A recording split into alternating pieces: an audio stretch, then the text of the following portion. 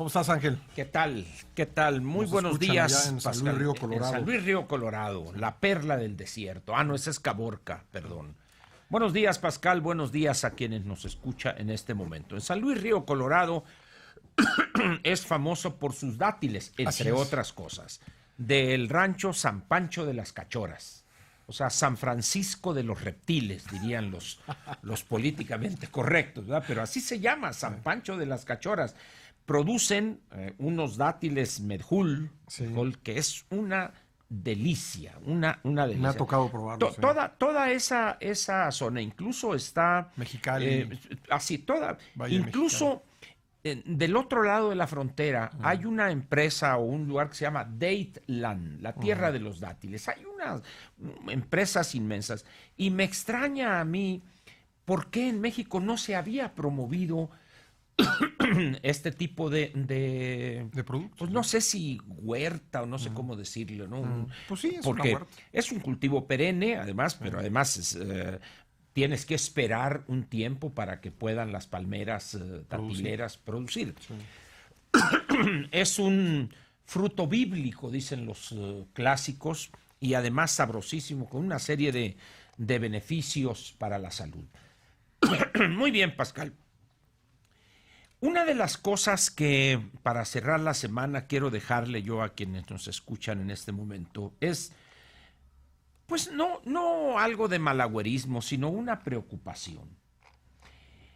A medida que nos vamos acercando al 1 de diciembre, los excesos verbales también abundan, más de lo que escuchábamos hará 4 o 5 semanas o 2 meses.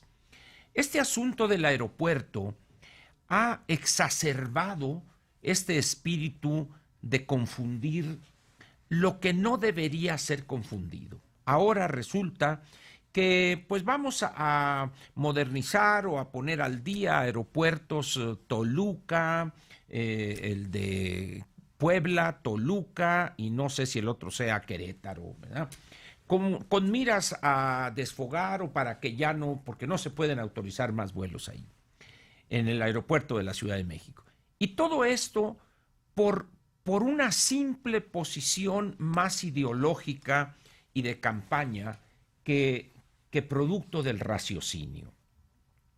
Y a esto le agregamos, Pascal, algo que me parece preocupante, incluso... te has de acordar en aquella larga conferencia de prensa que ofreció el ingeniero Carlos Slim, Sí. cuando a una pregunta expresa de algún reportero o reportera, no recuerdo, dijo él, bueno, dice, me preocuparía si esa forma de evaluar los proyectos de inversión fuera la que se va a utilizar.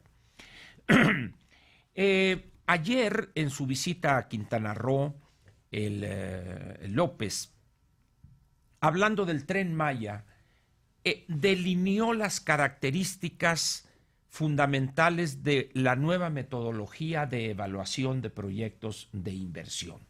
Se resume en 2 frases. El Tren Maya va porque va, les guste o no, y me canso ganso que lo termino en 4 años. Cuando un futuro gobernante, antes de serlo, actúa como si fuera un bravero de cantina, las cosas no van bien, Pascal. Un peso de recursos públicos que se vaya a utilizar en un proyecto de inversión debe de estar juiciosamente analizado el proyecto para determinar si el uso que se le está dando a los recursos públicos es el correcto. Y cuando digo correcto me refiero a algo tan simple como esto.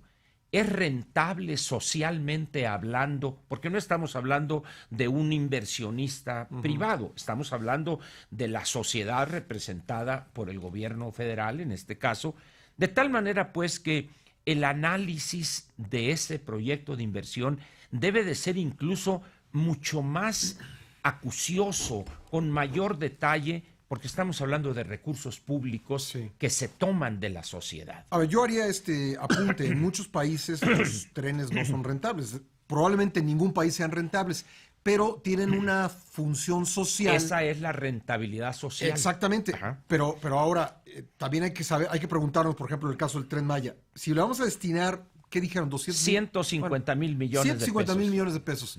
¿Será más rentable el Tren Maya o será más rentable trenes en otras partes del país? Trenes suburbanos.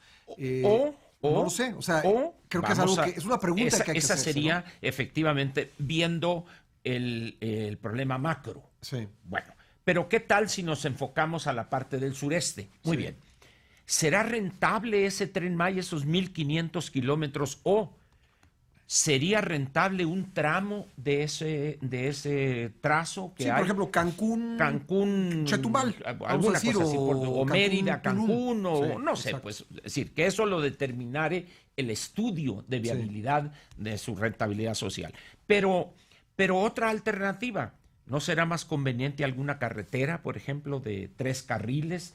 Ya ves que hay unas carreteras que son de 2 carriles, pero en determinados puntos se amplían a 3 carriles para permitir el rebase. Así es. O a 4 carriles para avanzar en donde es una recta o son planas, etcétera, etcétera. Pero aquí lo que me sorprende es esa actitud retadora. Va porque va.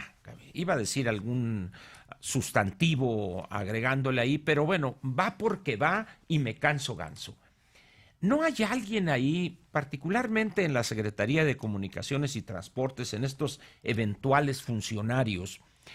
Se habló de un joven mexicano que tenía una gran experiencia en cuestiones de ferrocarriles y había estudiado, no recuerdo si en Alemania o en Francia, y él iba a tener, la idea es que tenga una responsabilidad en un área de la Secretaría de Comunicaciones y Transportes. Sin embargo, ahorita ante el criterio de López, dice uno, bueno, pues que ese chavalo mejor que se quede en Europa, pues que va a venir a hacer aquí, si el gran Mesías ha hablado y dijo, me canso ganso que lo hago, bueno, pues cualquier criterio de eficiencia, cualquier análisis de sensibilidad que se le hiciere a este proyecto, en sus proyecciones financieras, pues carece totalmente de sentido.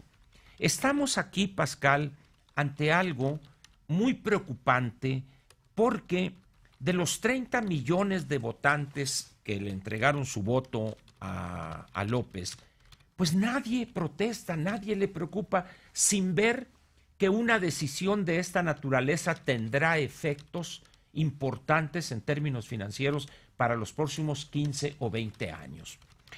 La otra cuestión es esta cuestión del aeropuerto. Yo recuerdo que hubo una declaración donde se dijo que los funcionarios iban a mantener una cierta imparcialidad, la cual ha brillado por su ausencia. No la veo por ningún Así lado. es. Ahora, ¿qué podríamos concluir de esto, Pascal? En primer lugar, lo que me he cansado de decir en otras ocasiones, es más dañina la incertidumbre frente a los proyectos de inversión que una negativa. Porque ahorita bien a bien no sabemos si se construirá un nuevo aeropuerto, la primera. Y luego, como tú preguntaste, bueno, ¿y dónde va a estar ese aeropuerto? ¿Dónde se va a construir? Y si no se va a construir, ¿alguien en su sano juicio piensa que será buena alternativa modernizar o ampliar las capacidades de Querétaro, Toluca o Puebla? Dice uno, bueno... Es que, a ver, yo creo que el error en Toluca, porque decían, es que Toluca tiene capacidad para 3 veces más pasajeros. Puede tenerlo, bueno, sí.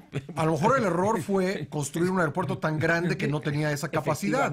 Porque no van a poder obligar a las aerolíneas a volar desde Toluca o hacia Toluca. Pero ahí yo complementaría, Pascal, una empresa que tiene, vamos a decir, su centro de operaciones en el aeropuerto de la Ciudad de México, bueno, ya no, por favor, ya no vuelen desde y hacia la Ciudad de México, Toluca. Y dices tú, a ver, ¿quién me va a pagar la duplicidad de costos administrativos, operativos, el costo de combustible, etcétera, etcétera? Porque es más caro despegar de ahí. Así es, efectivamente. Entonces, pero también ahí hay un problema por la situación de Toluca. En algunos aeropuertos incluso hay condiciones tales que obligan a no llevar llenos todos los tanques de combustible. por razones de la orografía o lo que rodea, de tal manera que, o sea, hay una serie de elementos para los especialistas, yo no lo soy, pero algo he leído de esta polémica que se ha desatado.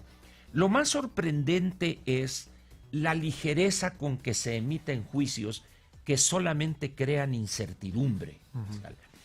En esta era que estamos viviendo de las economías abiertas y de la globalidad, uno de los papeles fundamentales a jugar por los gobiernos es generar confianza en el inversionista, disipar, reducir el riesgo lo más que se pueda y generar claridad y confianza, repito, en los inversionistas. Y este grupo, con López encabezando a este grupo de personas, se ha dedicado a todo lo contrario, a generar desconfianza, a producir incertidumbre. Y luego tenemos, ya para terminar, esta declaración de ayer del doctor Carlos Ursúa. No se preocupen, va a alcanzar para todo el presupuesto. Yo no conozco y he seguido la historia económica de muchos países en los últimos años por razones profesionales, y no hay uno solo, Pascal, donde el ministro de Finanzas o el secretario de Hacienda se haya atrevido a decir esa tontería. El presupuesto va a alcanzar para todo. No es cierto eso. Me extraña. Por más que se estire la cobija. Por más que se estire la cobija. Vaya, ni siquiera para lo importante, Por supuesto. Ángel. Tienes que priorizar dentro de lo importante. Efectivamente. Sí. Si nosotros tenemos que priorizar aquí pues las noticias, por eso algo debe de estar pasando con este grupo, Pascal. Yo no sé si deberían acudir al psiquiátrico, alguna cosa para algún análisis, alguna cosa, a ver si les cae algo al tinaco o alguna cosa, pero las cosas, Pascal, no pintan bien. Te voy a decir algo más sencillo. Creo que podrían escuchar este programa, Ángel. Ahí está. Ya con eso se resuelven los problemas y entonces se alcanzaría. O por lo menos contribuimos, ¿no? A ver puntos de vista sí, distintos. Y como dice Andrea, que la cobija no alcanza para todo, pues nos tenemos que ir a corte, Ángel. Vas a ver, Andrea, te voy a echar a los tuiteros, cuidado, ya tienes varios ahí que te han atacado. Gracias, Ángel. Buen fin de semana, Ángel. Igualmente, y nos vemos el lunes. Nos vemos el lunes, gracias.